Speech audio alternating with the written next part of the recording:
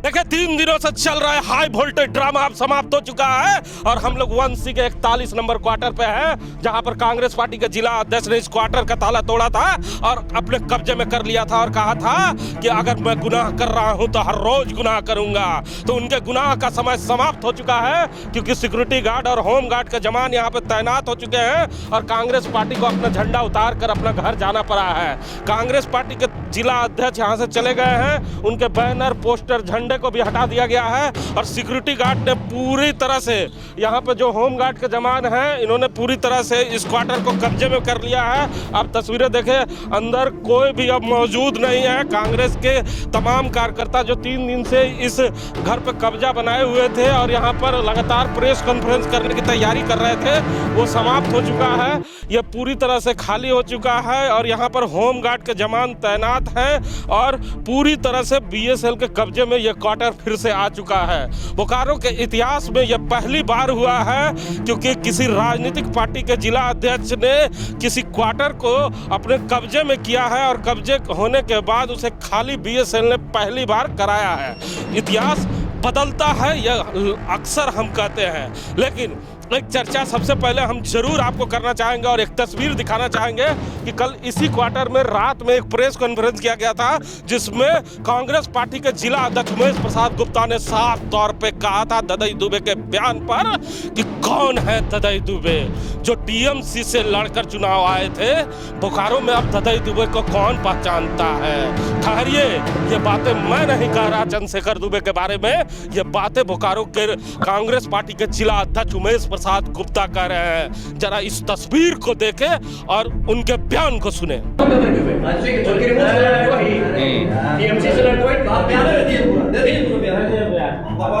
कि कौन जानता है, लेकिन वो बोल रहा है कि कौन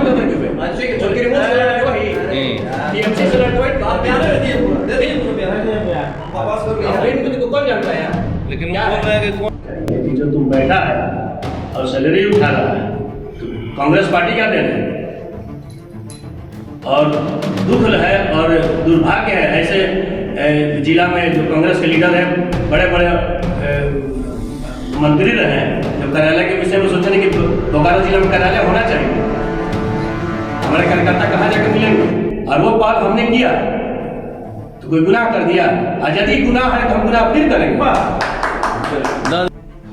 तो सुना ना आपने, ये बोकारो जिले के कांग्रेस के जिला अध्यक्ष है उमेश प्रसाद गुप्ता, जिन्होंने पूर्व मंत्री चंद्रशेखर दुबे को पहचानने से इनकार कर दिया है और उन्होंने साफ तौर पर कहा है कि कौन है चंद्रशेखर दुबे, वही ना जो TMC से चुनाव लड़े थे। हमारे साथ बात करने के लिए राम नारायण शर्मा है।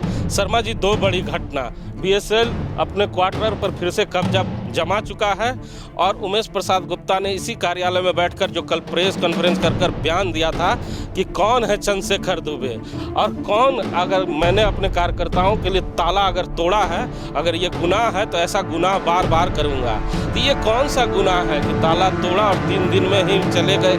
जी बिल्कुल, आपने सामने तस्वीर देख रहे हैं कि अब पूरी तरह से जो होम गार्ड्स के जवान हैं इस क्वार्टर को कब्जे में ले चुके हैं और बोकारो स्टील प्लांट की तरफ से अब ये क्वार्टर एक तरह से सुरक्षित हो गया। और कांग्रेस पार्टी के जिला अध्यक्ष ने जो बयान दिया था कि मैं बार बार गुनाह करने को तैयार हूँ कांग्रेस पार्टी के लिए, लेकिन खुद यहाँ से बोरिया बिस्तर लेकर अब जा चुके हैं। अब कहाँ गए होंगे ये वही जानते हैं और उनके साथ रहने वाले लोग ही बता सकते हैं कि उनके साथ मिलकर जो उन्हें आगे बढ़ाने का काम किया गया था, अचानक से इस तरह कहा जाता है कि कैसे बोरिया बिस्तर लेकर उनको वापस जाने को विवश होना पड़ा होगा। उसके बाद आपने जैसा कहा कि उन्होंने एक तरह से अपने सबसे बढ़िया नेता कांग्रेस पार्टी की बात करें और ददई दुबे की बोकारो धनबाद या झारखंड में बात ना हो, ऐसा नहीं हो सकता है। हाँ, इससे पहले पूर्व सांसद ने जरूर एक बयान दिया था और उम्र के हिसाब से हो सकता है उन्होंने वो बयान दिया होगा कि मजदूरों के क्वार्टर में अगर कोई कब्जा करता है तो वो कांग्रेस का जिला अध्यक्ष नहीं हो सकता है। और इस लिहाज से उन्होंने ये भी कहा था कि मैं उमेश प्रसाद गुप्ता को नहीं पहचानता हूँ, लेकिन उन्हीं के अंदाज में उमेश प्रसाद गुप्ता ने ये जवाब देकर एक तरह से बड़बोलापन दिखाया है कि मैं ददई दुबे को नहीं जानता है। बोकारो जिले में या झारखंड की राजनीति में अगर कांग्रेस की बात हो तो ददई दुबे की बात न हो, ऐसा नहीं हो सकता है। और इसलिए इन्होंने जो बयान दिया है, खुद एक तरह से कहा जाता है कि अपने ही पैर में कुल्हाड़ी मारने का काम बोकारो के जिला अध्यक्ष ने अपने बड़बोलेपन की वजह से किया है। और इसकी वजह से जो ददय दुबे गुट के समर्थक है या कांग्रेस के जो भी बड़े नेता होंगे इस बयान को कभी भी स्वीकार नहीं करेंगे। और ददय दुबे समर्थकों में तो जबरदस्त आक्रोश भी है। हिमांशु जी, क्या लगता है रिएक्शन आएगा? ददय दुबे गुट से रिएक्शन आएगा उमेश प्रसाद गुप्ता पर? मुझे तो लगता है कि जरूर आएगा, लेकिन मुझे लग रहा है कि जिस तरह से आज उन्होंने कदम उठाया, क्वार्टर छोड़कर जा चुके हैं, इसके बाद एक तरह से खुद उन्होंने अपना जो एक तरह से कहा जाता है कि ड्रॉबैक का रास्ता चुन लिया है। ये उनके लिए ही आने वाले समय बेहद दुखदायी होगा। उमेश प्रसाद, कांग्रेस की कितनी फजीयत हो गई, पहले कब्जा किया फिर यहाँ से भाग निकले, तो कांग्रेस की कितनी फजीयत हो गई, क्योंकि परंपरा ये कांग्रेस की नहीं थी। मैंने शुरू से नहीं कहा था कि झारखंड मुक्ति मोर्चा के साथ अलायंस पार्टनर रहने के कारण कहीं झारखंड मुक्ति मोर्चा का जो सीख है वो तो इनमें नहीं आने लगा है। लेकिन कांग्रेस के तमाम बड़े नेताओं ने इसका विरोध किया था कि उनका तरीका गलत है, लेकिन मांग जायज़ है कि उन्हें कार्यालय मिलना चाहिए, लेकिन उनका तरीका गलत है। तो कांग्रेस के तमाम बड़े नेताओं ने किया था। लेकिन कल रात में जिस जोश में आपने सुना बयान, कहा कि अगर मैं गुनाह कर रहा हूं तो ऐसा गुनाह बार बार करूंगा, और वो ताला तोड़े और भाग जाए। तो मतलब बार बार ताला तोड़ेंगे, बार बार भाग जाएंगे। ये तो उमेश प्रसाद गुप्ता जी के आने वाले समय के कार्यकलाप बताएंगे। लेकिन ये सच है कि कानून तोड़ने का अधिकार किसी को नहीं, और जिला अध्यक्ष जैसे प्रतिष्ठित पद पर हैं तो उनके लिए बहुत सारे रास्ते थे क्वार्टर या कार्यालय के लिए। लेकिन उन्होंने जो रास्ता अपनाया, इससे सब जानते थे कि ये क्वार्टर उन्हें नहीं मिलेगा, क्योंकि कानून के आधार पर और जो नियम है टीए डिपार्टमेंट के, उसके आधार पर इस तरह के कार्य यहाँ पर पूरी तरह इलीगल हैं। और आपने जैसा कहा कि कांग्रेस की फजीहत, तो जिस प्रदेश अध्यक्ष का आवास ही बोकारो जिले में, उस प्रदेश अध्यक्ष के यहाँ पर आप देखे होंगे बड़े बड़े होर्डिंग्स पोस्टर उन्होंने लगा दिए थे।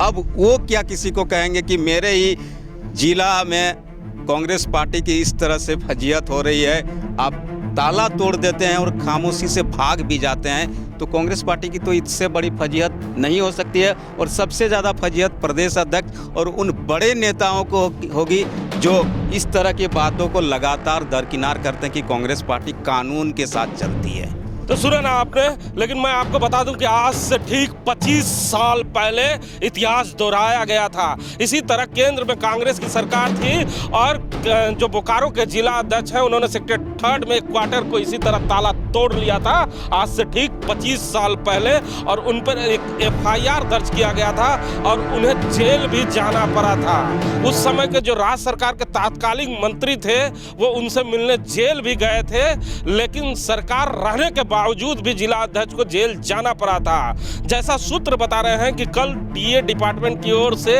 एक सनहा दर्ज कराया गया था सिटी थाना में, और साफ तौर पे सिटी थाना प्रभारी की ओर से एक संकेत दिया गया था कि अगर सुबह तक ये क्वार्टर को खाली नहीं किया गया तो हम इस सनहा को FIR में दर्ज कर देंगे और उसके बाद गिरफ्तारी तय मानी जाएगी। गिरफ्तारी की सूचना जैसे ही कांग्रेसियों को लगी, उसके बाद कांग्रेसी यहाँ से 9-2-11 हो गए। ये हम नहीं कह रहे हैं, ये तस्वीरें कह रही है कि अब यहाँ पर ना कांग्रेस के झंडा है, ना पोस्टर है, ना कांग्रेस के विचारधारा के लोग ही बचे हैं। यहाँ जो लोग बचे हैं वो बोकारो होम गार्ड के लोग बचे हुए हैं जो पूरी मुस्तैदी के साथ यहाँ खड़े हैं। अब अंदर कोई भी नेता प्रवेश ना कर पाए, इसको सुनिश्चित करने के लिए ये जवान यहाँ मौजूद हैं। कैमरामैन भोला के साथ GP हिमांशु।